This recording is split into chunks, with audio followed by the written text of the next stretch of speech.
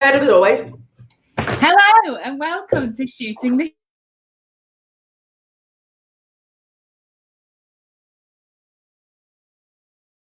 You will notice that Rachel is not with us again today because Leon has got his 11 plus. So good luck, Leon. And she's doing the parenting thing, #parenting. So it's me again, Hannah, and I'm joined by Joanne and Marisha. Marisha, whose birthday it is today. Happy birthday. She's celebrating with a microwaved sausage roll and a 5-litre bottle of Coke. Well fit.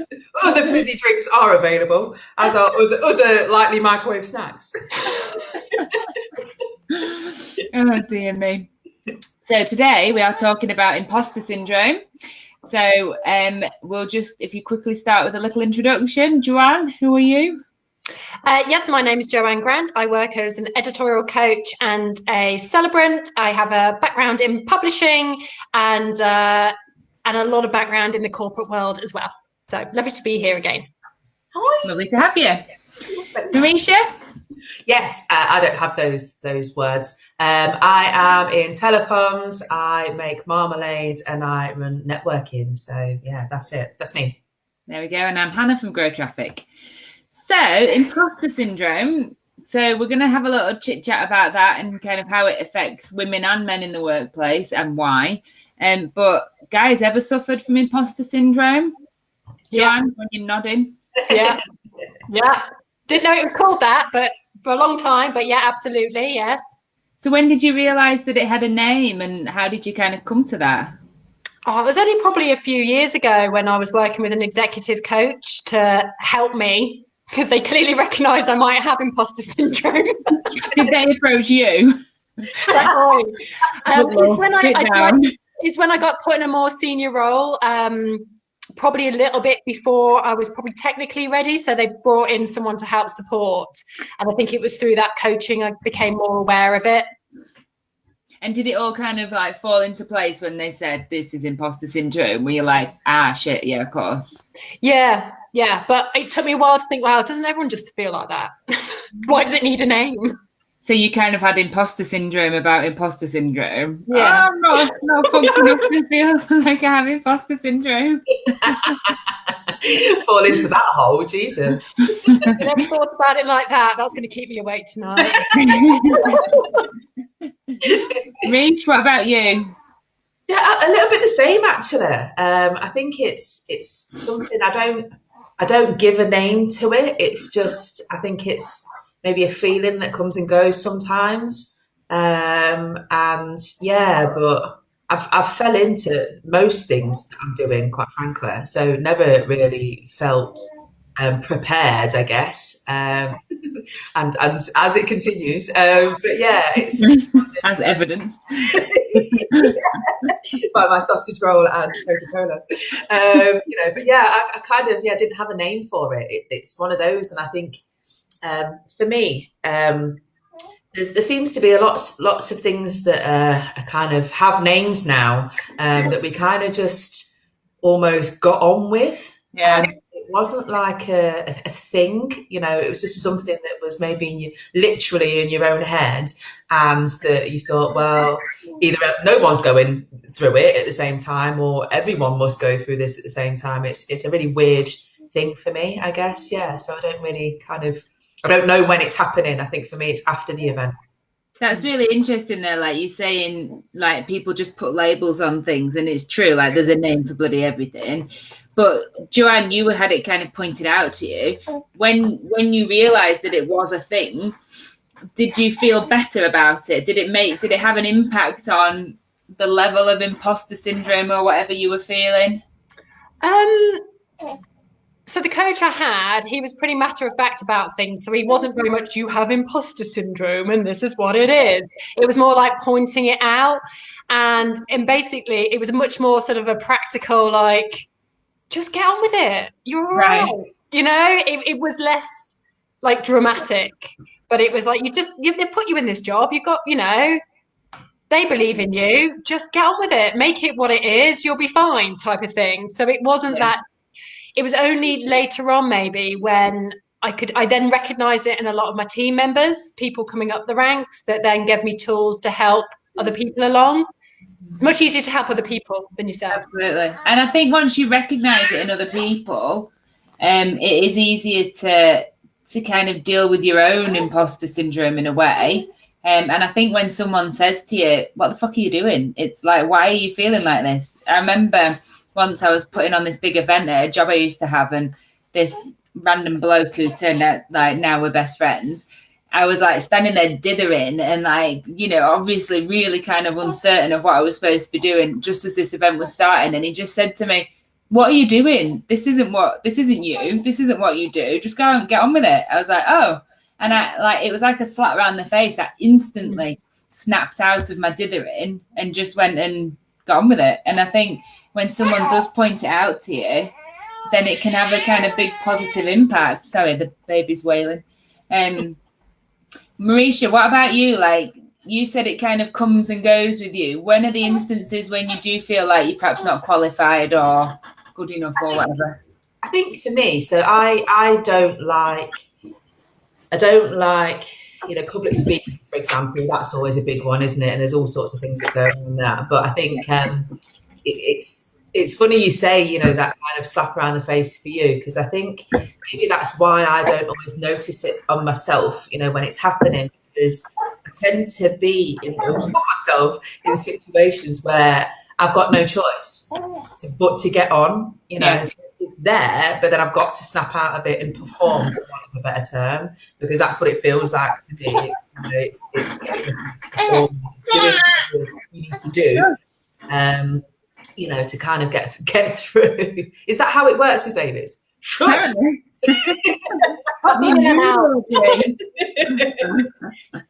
Yeah, so it's I think it's anything along those lines. I think it's there's lots sometimes as well. It may well be for me, if I feel that someone else is more qualified in the room, maybe that comes with it as well.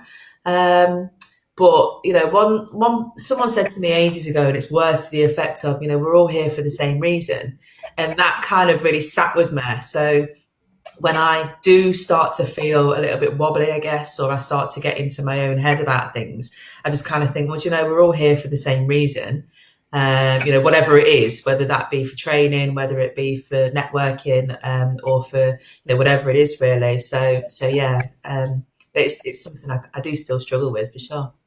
When you say, like, there's always someone, like, you're worried that there's someone more qualified in a room, there is a type of imposter syndrome that's been categorized as expert, where you worry that you should be the expert in something, and if you have a lot of knowledge about it, then you worry that you don't have enough, and there's going to be someone who can kind of call you out on your expert status and say, no, like, you're not actually the expert or whatever. And that's perhaps where that plays into it.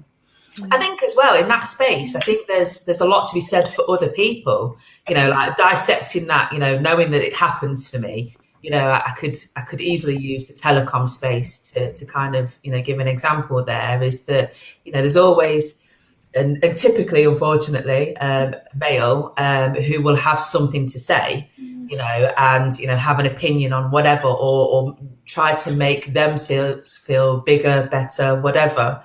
You know, and I think, yeah, there's a lot of that sometimes, but, you know, even if it's there, I think when you start to perform, you kind of, you know, switch in, and you do, you know, and you kind of, I do surprise myself sometimes. I'm like, fucking hell, yeah, I am good. I've been doing this for a long time, so fuck you.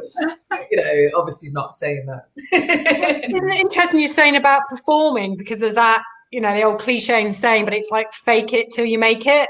Yeah. But it's so true sometimes. I mean, like, I'm sure a lot of people have felt they've been put in a role, you know, you very often get put in a role, you think you know it, and then you're thinking like, oh goodness, I'm not quite ready for it. So but once you've been given that role, it's like, well, I've got to own it, I've got to perform it, I'm faking it until I start to feel it, basically. Well, that sounds different, doesn't it? Faking it. No, that's my like life motto. Like, fake it until I make it. I just pretend that I know what I'm talking about and I know what I'm doing until the point when I actually do. And I'm hoping one day it happens. But also recognizing everyone else in the room is probably doing that as well. And I think maybe, again, you know, asking when it was given a name, it was pointed out to me, that was another big realization, is that you know, everyone's like doing the same thing really, and they've got their own insecurities. I mean, the stats are, they reckon, don't know, that 70% of people at some point will suffer from imposter syndrome at some stage in their life. And it was thought to begin with to be mainly affecting women, but it's not. It's against all genders, all classes, whatever. So the likelihood is, when you're feeling it, if you're like in a group of 10 people, probably 7 other people are feeling it at the same time or know what it's like. Have you ever sat in a presentation or a seminar or anything and thought, this person standing in front of me talking is an imposter? Oh, that they actually are an imposter and they shouldn't be. Yeah. I don't think I ever have. I think you just assume that if someone's standing in front of you talking, then they're qualified. Like, I watch TED Talks a lot, and I always think, God, how do these people get so like good in their field, so expert in their field, so highly qualified? And really, they're probably standing there thinking, fuck, I should not be doing a TED Talk on this topic. I think it's the old adage, isn't it, of everyone's always so consumed, worried about themselves. Nobody is thinking about you and like how awful or ugly or fat or stupid or whatever you are. Like, everyone's thinking that about themselves. And I wonder if that's the same with imposter syndrome. Well, we're so focused on ourselves. Yeah, definitely. I think, you know, there's to ask that. I'm thinking now, is there anyone where I've thought you shouldn't be there, basically, which sounds a bit shit, doesn't it, really? But I think there's maybe been 1 or 2 occasions where I've felt that someone's not, when I say not qualified, that's a really shitty thing to say as well, because it was to do with coaching, you know, and I felt it was more a case of maybe you're not thinking about the impact of everything that you're saying. Which to me says that actually you're maybe not, you know, in the right space yourself to be having to talking to others about those kind of things, really. But that I felt was more of a personal thing. I didn't kind of think, oh, well, you're wrong, so get yourself off. But it was just more of a personal thing, really. And do you think that, I wonder then if you were thinking that because maybe you were perhaps possibly, or were you doubting your own kind of expertise? Like, I would read that and think, I would read into that situation and think, this is my problem. I'm not able to understand this, rather than thinking this person's not describing it very well or this person's not asking the right questions. A bit of both. You know, I think you have to sometimes as well be confident in yourself to actually acknowledge that, you know, but sometimes people aren't always doing the best job, you know, but it could be for many reasons. You know, they might be absolutely shitting themselves or, you know, super nervous. You don't know what's going off in someone's head, what happened just, you know, 2 minutes before they started or whatever, you know. And I do try now to kind of not put myself into their shoes. It's not as, you know, as easy as that. I get it, but you know, to actually stop and think, you know, before I judge, which is not easy, you know, but it's got to try because I would like someone else to do the same for me. Do you know what I mean? I think as well. I mean, there are circumstances that perhaps we've all been in where at work where somebody has just been colossally incompetent and then an imposter, and you know, over a period of time it becomes apparent. So perhaps it's not always like yes. Yeah. Sometimes it's not a syndrome, they just are imposters. They should be in those roles. That's a whole other thing. Yeah, exactly. And I wonder if they suffer from imposter syndrome. I used to work with a woman who was incompetent at her job and she knew she was, and it really, really impacted on her mental health. And she kept asking to be demoted and they couldn't do it at that point. I can't remember why. I think there was nobody else to take the role. And, you know, she would be crying in the office like most weeks because she knew that she was just not doing a good job and everybody else knew it. It was pretty sad. That's mental cruelty. Yeah. Awful, isn't it? Yeah. That is awful. Really yeah, sad. it's really sad for her. She left in the end, which you can't really blame her for. Sure. Yeah. So that's the question, though. Do you think people realise that they are imposters or have imposters or whatever, or do they, you know, are they just so blindly, amazed by themselves that they just carry on. Was anyone ever worked with someone like that? It's like themselves latter. It'd be nice to think they were just, blindly happy. Yeah. Have you ever been in a situation where you have been the genuine imposter and you've fully blagged it? Every damn day. Yeah. That was the time when I've felt out of my depth, but I've always got through it somehow. Yeah. What about you? Yeah, loads of times. Yeah. Especially like when I first start a job, I'm very good at absorbing kind of 3 or 4 tidbits of knowledge and then just regurgitating them at every opportunity so that I'll look like I really know what I'm talking about. And in actual fact, I don't. So I just blag my way through it. Like I say, I fake it until I make it. I do just blag my way through until I actually know what I'm talking about. Don't you think as well, though? Because well, for me, I think that that feeling of being out of your depth is so immense for me. It takes over from everything. I can't explain it, but it's immense. Yeah. So I will do whatever it takes to not feel like that again. If something happens, then it's like, okay, how can I prepare to make sure that doesn't happen again? So that's kind of how my point being, is it that you kind of create, kind of create things to make sure that you try and mitigate that. Coping mechanisms. Yeah, that's my mechanisms. Yeah. I need a sausage roll. I don't have any coping mechanisms today. They've gone. Your microwave pastry. Anyway, sorry. Yeah, coping mechanisms. There we are. Yeah.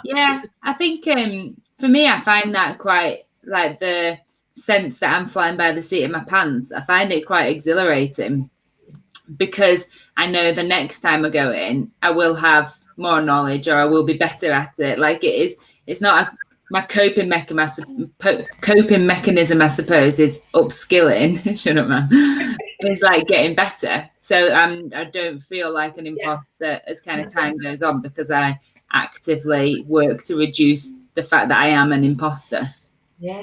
So what you're both talking about, though, is showing a real high awareness of how uncomfortable you are in the situations you're coping with and you're functioning. Yeah. So maybe, we're talking about low-level sort of imposter syndrome in certain situations, but for some people, it's when it really becomes a syndrome, is that when it really holds them back in some part of their life. Yes. Good segue. Yeah. Yeah. I've just seen a comment. Sausage rolls are the best coping mechanisms. Apparently so. Yeah, so apparently, and I want to just circle back, Joanne, to what you were saying about imposter syndrome affecting men and women equally. I read an article that said that ethnic minority women and people from the LGBTQ plus community typically suffer from imposter syndrome more because they don't see people like them in roles that they're inhabiting, and it leads to a higher level of imposter syndrome typically. What do you think about that?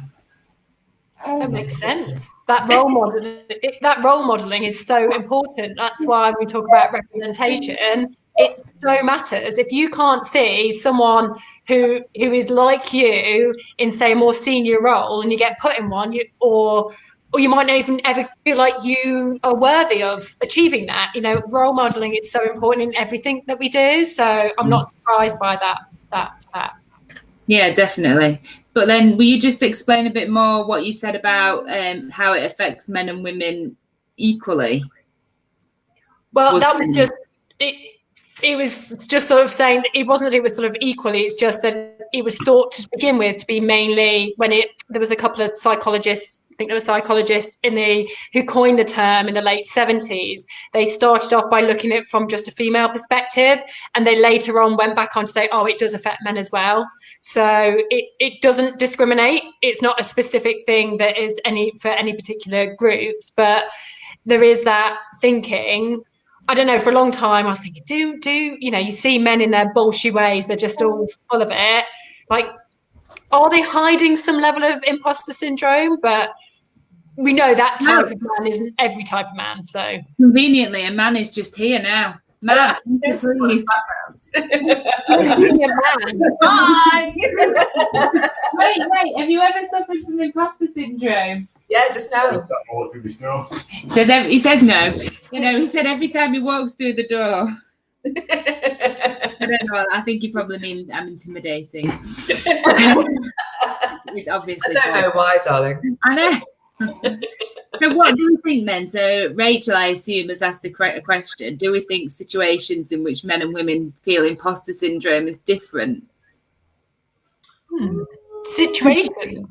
Well, yeah, because you can feel imposter syndrome as in a relationship, as a partner, in work, as a manager, or, you know, just in your day-to-day role, maybe as a parent, or you know, you could feel it in all different types of scenarios, couldn't you? I know a woman that struggles with the fact that she's kind of responsible for children, like people have trusted her to look after her own children. And it took her a while to get her head around that. So what do you think? Do you think different scenarios? That's an interesting one, isn't it? That, because I typically, I guess, kind of associate imposter syndrome to do with work as opposed to anything else. You know, I don't, you know, necessarily kind of think, how does that affect me day to day, like home life or anything on those lines? And I've never really thought of it in that kind of way, but it's an interesting question, because now I'm thinking, actually, is it there all the time? And I just haven't kind of like looked at it or thought about it. Imposter syndrome about being a person alive.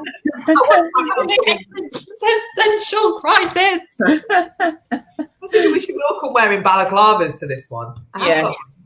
Anyway. Go on, put it on. I've seen your balaclava. I've worn it. You've worn it. It's interesting. That's not for today. It definitely sounds like there's a story behind this that I need to know. It's not. It's just a funny balaclava, basically. I mean, how often do you encounter a balaclava these days? And when one is, you know, appears, then, you know, it's a bit random. Oh, Rachel's just commented. It is Rachel. Yes. Yes, it is. Yeah. She was reading an article about a man who said he felt imposter syndrome when looking after his own child, whereas she thinks women tend to feel it more in the workplace. So I was just about to say, before you started talking about balaclavas, which I realised I was confusing with bandanas. So when I first had Naya, I was 26, and all her nursery friends their parents were older than me by, you know, a reasonable amount. And I would kind of, you know, we'd go on play dates together, and we'd eventually go out for dinner together and without the children and stuff. And I always felt absolutely separate to them because I was younger and because I had a kind of different outlook on life, and I was a lot more sweary, and I wasn't like, you know, a mummy and things like that. I always felt like I was didn't really deserve to be there, I suppose. Like I was an imposter on this kind of mummy clan because I didn't want to be mumsy. Yeah. So I think there's probably, I don't know if I'm the exception there or if other women would feel that way.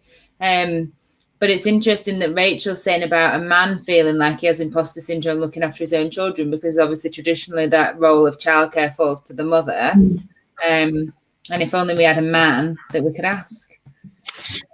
That would be interesting, though, you know, because we spoke about a little bit last week, because it was dads in business and things like that. And, you know, I wonder if we talked a lot about lockdown and how that may or may not make a difference to relationships and things like that. You know, long story short, and maybe, you know, that comes into play a little bit as well, because actually, you know, if people are working from home more and therefore exposed more to what's going on around at home, you know, is there, you know, that there's not less likely to be that, but I don't know, you know, does it have an impact, you know, because you're around it? I don't know. But talking about role modelling and what, you know, Rachel's saying about this article, that this chap, he felt imposter syndrome looking after his child while women feel it more in the workplace. That years of, the gender stereotype roles. And then when you step outside that role that's been assigned to you, the culture in the past, maybe that's when you feel it, because you've got less role modeling. If you're a dad and your dad wasn't a hands-on stay-at-home dad, you might just be like, oh, pure imposter syndrome or whatever, because you haven't got anything to really model it on. Yeah, 100%. So it is. Sorry, I don't know. I've just clicked a button by accident and I like that. On screen. Clever. Very professional. Do it again. I don't know how. Imposter. Yeah, we got imposter syndrome today, Hannah. What's happening for Rachel? I don't think I've got imposter syndrome. I think I'd just rather not be doing it. There's a type of imposter syndrome that's dubbed soloist, where you feel like if you ask for someone to help you, people will think that you're not as credible or competent. Do you think that's more of a? I often feel this. I feel like I'll just do it on my own. It just be I should be able to do it on my own. Has this ever affected either of you? Now this one, honestly, you guys, I either watch you guys get wound up about feminist stuff, or I have loads of these realizations. I'm reading through the different types of imposter syndrome. When it came to the soloist, I found this so interesting because if I'd known this sooner about a certain team member that I had, when you get a team member who's not a team player, they just want to do it by themselves. And there's an extra thing to that, is that they don't want to work with someone else in case they reveal they don't know what they're doing. So it's not just they think they can do better, it's actually the reverse. They don't want to be revealed as an imposter. And it makes me think about a specific team member that I had who's such a solo worker and so driven, yet it was built on so much insecurity that they couldn't recognize themselves. I'm like, yes, they had soloist imposter syndrome. And was it a man or a woman? Woman. I'm sorry, all my work background, I've mainly worked with women my entire life, groups of women. So. And how would you manage that person now, if knowing that? What would you have done differently if you'd have known that at the time? I think I just would have called it out more, and actually gently. It was another way to, because it was very much coming up against a hard place with them. They felt, I just want to achieve. And it was very driven, which also there's another one in there. There's the superwoman.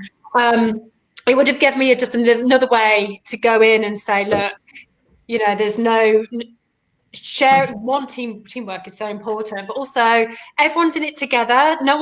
They're too busy about themselves to be judging whether you know what you're doing.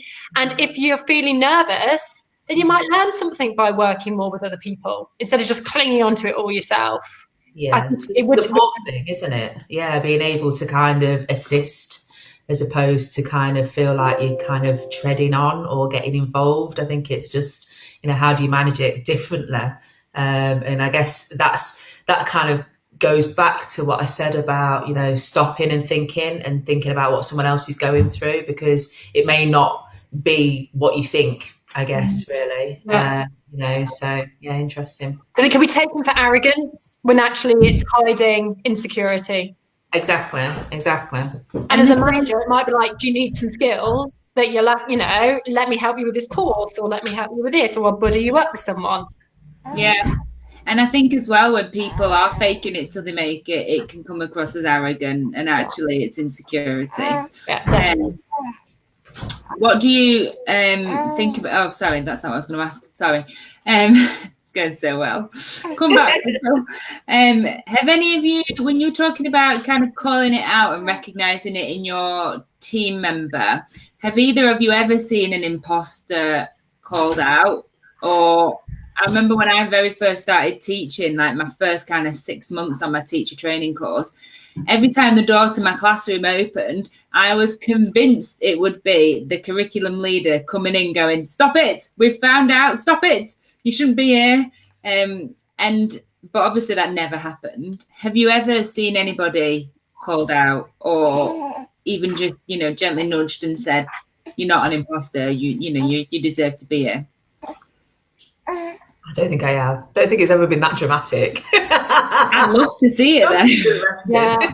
I mean, in a very gentle way, I've had it from bosses.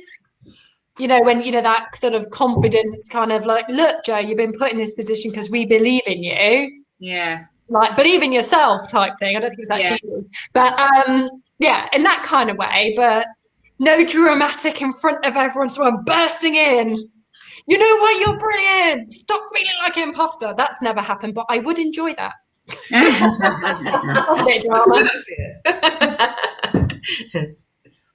So do we think then that on the whole, this affects women in the workplace more than men? Go on, Joe. Like I say, I've worked mainly with women. I don't know. It's because it's such a. I do believe everyone feels it at some point, whether they admit it or not. And I think there's different ways of styling it out. And I think when you see it in the negative side, that's when, you know, when it is actually holding people back, when imposter syndrome really takes hold, they're the people who won't go for promotions, won't speak up in meetings, get left behind. You know, it's confidence, isn't it? It's lacking in confidence. So I'm just trying to think, you know, do you see more of that behaviour in the workplace from women or men? Can we generalise? Reach? Yes, we can generalise. That's how we always act. Sweeping generalisations only, please. I don't know. I honestly don't know how to answer that, because it's I kind of so concerned with myself, quite frankly, that I just kind of, you know, I'm not thinking about anybody else. So I don't know. I maybe I'll be a bit more, you know, aware of it, I guess, with other people. Think about it. That's a genuine kind of answer. I kind of, you know, think about how I manage myself and how I deal with myself as opposed to other people. So, you know, maybe I should be aware of other people a bit more. Do you think that there are certain sectors where men will feel it more keenly than women, and women will feel it more keenly than men? Well, is it back to the, you know, stuck in the gender norms, if there are such things anymore? Like, if there are industries that are dominated by men, and still traditionally so, then women are probably going to feel it more until we get some kind of equality in the workplace. So, I mean, because I worked in publishing, which is heavily on women, at least, maybe not at the most senior exec level. There's more men. Funny that. But I don't know. So traditionally, sort of male-dominated industries, I know it must feel tougher to be a woman in those situations, and vice versa. Maybe, I don't know. Yeah, I would think that that men in very traditional female roles would probably feel the same. I remember when I was having my tonsils out, there was a male nurse that looked after me, and he kept making reference to it, like the fact that he was a man looking at, you know, a male nurse. And to me, it was just, you know, I was so out of it. It was like, it was just an absolute nothing. Anyone. Yeah. But to him, he obviously felt like he needed to kind of excuse it, or like, you know, just mention it. Maybe that was combating a bit of imposter syndrome. Do you think that it's the sort of thing that improves with age? I think it's a general thing about confidence and self-awareness, which I think just generally improves with age. And it's all those things, again, if you're aware of something, doesn't always have to have a name, but just being aware of it and having someone maybe call it out gives you, you know, you can improve on it. So somewhat, but again, I think we've all experienced some level of generalized imposter syndrome. I don't think, listening to what we've been saying, it's genuinely held us back in a significant way. No, but I don't think we're the sort of women that that would kind of feel it as keenly as the sort of people who could be held back by it. You know, we're all quite confident, outgoing, self-assured women.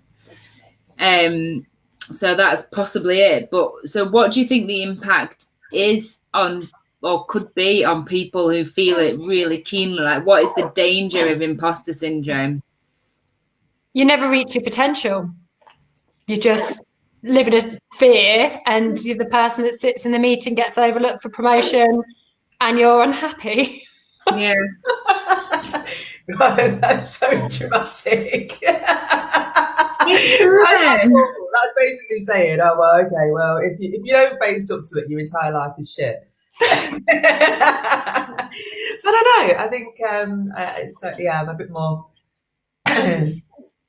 chill, I guess, than that, because I think it's, if you want more, then yes, it's a problem. Yeah. But if not, then, and you're happy with what you're doing, where you're at, you know, and maybe you just want to make a couple of changes, then it's a different thing. I think that, you know, kind of taps into what Hannah said there, you know, that we are, you know, certain types of women, I guess, really, who want to get on, and not just going to sit back, I guess. So I think it just depends what you want.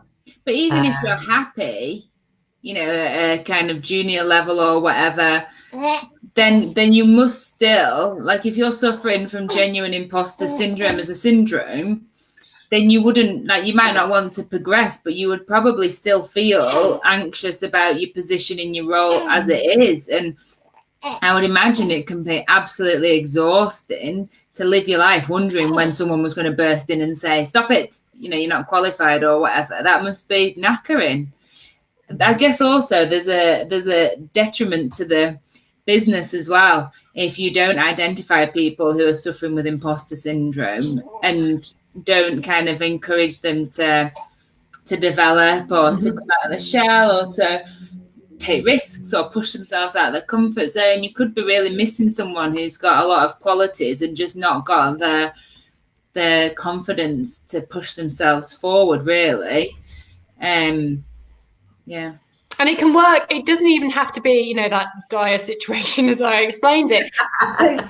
Because some people are it can be high functioning, you know, they're in big roles, but inwardly, like you were saying, is that exhaustion of the anxiety. So you could be a CEO of a company, super successful, doesn't mean you don't suffer from imposter syndrome, and then it can affect you negatively. And Reese has just turned up. It's quite distracting. Say hi. Hi. You're live on Facebook, by the way. So it doesn't have to be, you know, so it could be the other way. You can be absolutely top of your game, but isn't that thing about mental health? If you don't feel it and you've this pit of anxiety, then the detriment is to yourself, and that's an unpleasant place to be. It could lead to burnout, because another thing about imposter syndrome is forever trying to prove yourself that you are as high or as important, or you're in that role, that you can burn yourself out. So it's not just about, you know, the quiet people who sit. High functioning, successful people can have imposter syndrome just as much. 100%. And one of the types of imposter syndrome, which I'm sure you know, Joanne, because I think you and I read the first result on Google, like the first article, is the perfectionist. It's somebody who never is never satisfied with their own performance, always feels like they should have done better, they could have done better. Success is never enough. They're always thinking, could have done better. And that must be a very, very tiring place to be, where you never win. You always feel inadequate, no matter how successful you become. It must be a huge driving factor, but you would just never feel satisfied. And then there's people who say, well, then you never carry on improving. And the people that would say that are probably the people that suffer from perfectionist imposter syndrome. Yeah. I think as well, though, like, surely that's somewhat, it says there, you know, or the question there is, you know, how do you recognise it in people, and how do you push them through, how do you help? And I think it comes down to that. You know, I think there's, you know, as an employer or as a colleague or whatever it is, friend, family member, it's across the board really, that it requires people to listen and actually help and support. And I think it's that really, you know, okay, so in the perfectionist space, you know, is that coming from a place because no one's actually ever said, actually, that was bang on. Do you know what I mean? And you did a really great job there. Or, you know, or does it come from somewhere else? You know, so there can be other things, you know, to kind of, it's not necessarily, if someone's not confident in the first place, it may never disappear completely, but there's things that you can do to kind of help and support that. But you kind of have to listen, I think, and you know, yeah, think about it. When you're training to be a sorry, Joanne. I was about to say about finding it in, you know, seeing it in employees. The thing is, imposter syndrome, we're talking about people who are not imposters, they've got a syndrome. So they, you know, for whatever reason, they've been put in that role, hopefully, because people believe in them. So it's helping those individuals to see, you know, you're doing it in management. Oh, you froze at a pertinent point. You said it's helping people to see, and then you froze. But you know, if someone's been put into, you know, promoted into a role or they're doing a role, then it's because they're doing a good job, right? Even if the person themselves doesn't feel it. So it's making sure that through good management, that individual's getting that attention and having, you know, it pointed out to them. It's like, well, you did this great, this great, this great. And you know, if they're demonstrating signs of, you know, not fully owning their role or whatever, it's like, are there ways that we can support you through training or even just pointing it out? It's just like, you're doing it. You're great. If that's the truth, you know, it's being a supportive manager. So the woman that I used to work with who had, you know, imposter syndrome, and it wasn't misplaced, like she was an imposter, they offered her so much training, so much mentorship. You know, she was given a mentor, her line manager mentored her as well. She was put on training all the time, and it just made her miserable because she just constantly felt like she couldn't reach that level. And when you're training to be a teacher, they teach you how to push your students on to the next level constantly. So you give them a shit sandwich. You say, you know, you did this really well. Next time, consider doing this, but you also did this really well.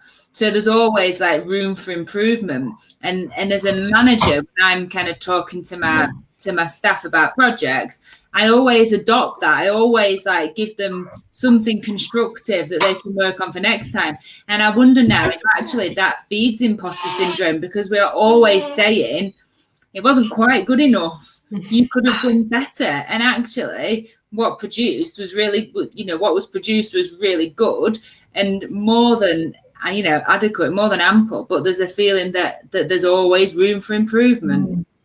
That is so true, because you know, if you've been in the corporate space, then you know you have your performance plans, whatever you call them. There always has to be. No one can be top dog all the time. Yeah. By the way, in my industry, we call it the praise sandwich. We don't give. We emphasize the praise. I don't think in front of students we would call it the shit sandwich. But, we don't write in their books the shit sandwich. The shit in your sandwich is the praise sandwich. It just makes me laugh because I've always known it to be it's the praise sandwich. Praise at the beginning. No, but then no. Because when you make a sandwich, you put the filling in the middle. Like you have a ham sandwich because it's bread, ham, bread. So what you're saying is you put shit on either side and the praise in the middle. Oh no, it's just. The praise sandwich is for the editor. As Alicia said that she's talking about perfectionism. I could work on something for 12 months and it would never be finished. And so I work a lot with writers. I mean, that's my main thing that I do these days. And it's so, that perfectionism can be so damaging. And did either of you read Eat, Pray, Love, Elizabeth Gilbert, or aware of it? So she wrote a book called Big Magic, is about embracing your creativity. And there's a quote in there that she says, like, done is better than good. So just getting stuff done. Like perfectionism is just toxic. It's like self-harm. There's no such thing as perfectionism. there is no such thing. So you're always striving, but getting something done is better than something being perfect, because perfect doesn't exist. Yeah. So I manage Alicia. I manage her output. So she's a grow trafficker. And it's kind of my job within the company to get things over the line. And when Alicia is feeling like this, it often, and I hope she don't mind me saying this, it will sometimes spiral into kind of a, why am I even bothering? Like, we've had conversations where we've like discussed the very purpose of marketing as an ethical issue. You know, because she needs to get a content calendar out or something. God, I hope she's not going to ring me and bollock me after this. And so, yeah, it's incredibly damaging. But as a manager, I try not to give her a shit sandwich, or a praise sandwich, which I believe is wrong. I try not to give her shit sandwiches, because I know that will damage the kind of ability to get things over the line even more. I just kind of like nurture her through with plenty of praise. I would hope that she's not sitting there going, what? She gives me shit all the time. Hang on, what she says? She's saying I'm a drama queen. You're in good company, love. I think as well, though, I think, you know, it takes, I can support other people very easily, you know, and I can help other people get through whatever they've got going on. You know, I can don my operations hat and get shit done. It's when it's for myself is the problem. Yeah. You know,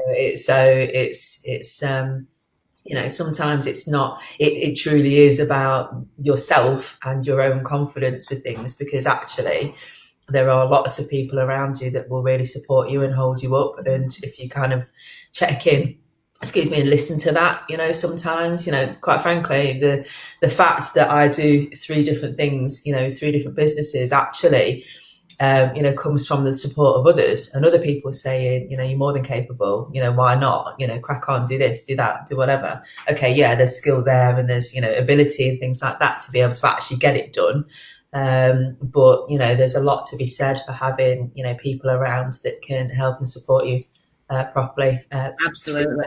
Be confident in that, because to me, you know, this is what it all boils down to, is whether you're confident or not. And maybe that's why we have the ability to switch on and perform sometimes, because actually there's elements of, you know, we do know what we're talking about. You know, I think there's a fear of, oh, maybe I don't, or, you know, and sometimes actually you don't, but the confidence is in styling it out. We still know that we can still do that. Do you see what I mean? Yeah. As opposed to kind of completely go to pot, really. But we're running over. Sorry. We have run over, and the baby's done the shit, and it's seeping onto my jeans, I think. So that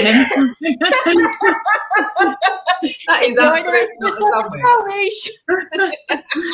She's giving me a shit sandwich. So wow, is it this? She just wants to be centre of attention. She's confident. Really? Did you not hear her grunting her way through? Anyway, you know. We don't question whatever noises are coming out on this video. Well, Facebook. There we are. But, I'd just like to point out that we recognise that imposter syndrome is a genuine mental health concern. And if anybody is watching this hoping for the answers, and actually you've had those 3 rambling shit at you, then please, you know, seek professional help for your imposter syndrome. And we've not been trying to diminish the actual syndrome. And I realise it's a term that's bandied about a lot, like, oh, I'm suffering from imposter syndrome. And actually, we're probably just feeling a little bit unsure of ourselves. All right, darling. So, with that said, does anybody want to say anything? Any last words from anyone? Any last words? Any last words? Any last words? That's it. It's the end. The end is nigh. Then. Well, thank you very much, guys. And Marisha, have a lovely birthday. And next week, we're talking about something else. Anyone know what it is? As if. Okay. As if. Like, you know the amount of, you know, investigations we do before these calls. True. Right. Well, thank you very much then. And we'll speak to you all next week. Please do it. You've got to press stop, though. Otherwise, I go, bye. It's the abyss. Was it weird?